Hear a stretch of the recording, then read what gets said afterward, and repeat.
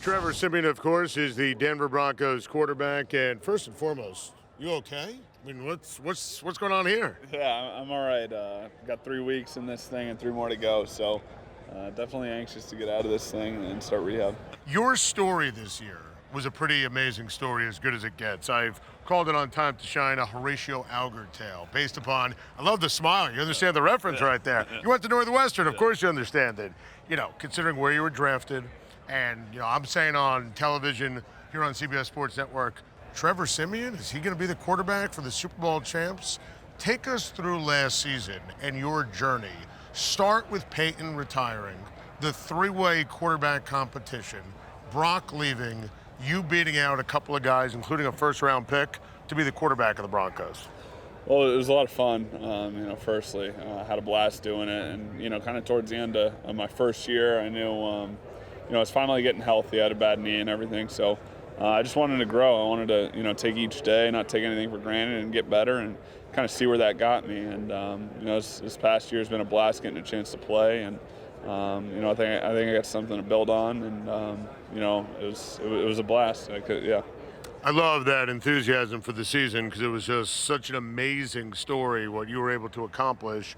There were some moments where you were brilliant. The Cincinnati game, I thought you played incredibly well. Moments where you looked like it was your first time starting in the NFL. How would you characterize your performance? I think like you said, some good, some bad, no doubt. But the name of the game in this league is, as a quarterback especially, is consistency, and that's one of the things I'm trying to get better at, and hopefully I get there. But definitely a lot to build on from last year. I thought I did some good things. Just got to get a little better, I guess. How disappointing was it to go from Super Bowl champs to miss the playoffs altogether? Because in Denver, there's an expectation, not even just to make the playoffs, but to win a title. How disappointing was it that you guys didn't make the tournament? Extremely disappointing, and like you said, in Denver, that's the expectation is to compete for championships. So, we fell well short of that this year. But at the same time, I don't think we were too far off. We get 1 or 2 more games during the tournament, and who knows what happens. So, we'll be back, no doubt. I got a lot of confidence in, not only Coach Joseph, but the leadership in our locker room. I think we'll be back. I remember leading Time to Shine when the news broke that C.J. Anderson was basically done for the year. I thought that was a huge deal. I think that kind of contributed to the up and down nature of the offense. How big of a deal was that to lose C.J. Anderson? It was huge. I mean, even looking back at the season, I don't think you quite get a feel for how big of a loss that was for us, because he's a special player. I mean, he's a stud. Really, and we were running the ball pretty well with him in there, and credit to the other guys, but it was a little different without him in there. We missed him. I mean, you hit it on the head. Paxton Lynch was drafted in the first round, meaning you know how this league works. Some point, in theory, the Denver Broncos want him to be the quarterback. How's your relationship with Paxton? How do you deal with that? It's great. Paxton's an awesome dude, so we spent quite a bit of time together being in the same room.